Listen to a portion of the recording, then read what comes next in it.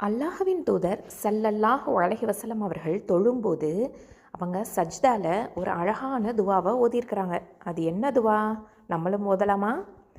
அல்லாஹும்மக்ஃபிர்லி தம்பி குல்லஹ் திக்கஹு வ ஜில்லஹ் வ அவ்வலஹு வ ஆஹிரஹ் வ அலானியதஹு வ சிர்ரஹ்.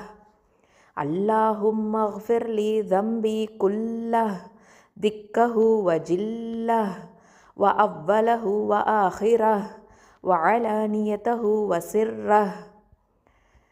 வார்த்தைக்கு வார்த்தை பொருள் பார்க்கலாம். அல்லாஹும்ம இறைவா, இஃபிர் மன்னிப்பருள்வாயாக, லீ எனக்கு, தம்பி என் பாவங்களுக்காக, குல்லஹு அனைத்து, திக்கஹு அவற்றில் நுட்பமானதும், வஜில்லஹு அளவில் பெரியதும், வ அவ்வலஹு ஆரம்பமானதும், வ ஆஹிரஹு இறுதியானதும், வ அலானியத்தஹு வெளிப்படையானதும், வ சிர்ரஹு இன்னும் மறைவானதும். எப்படி பொருள் கொள்ளணும்?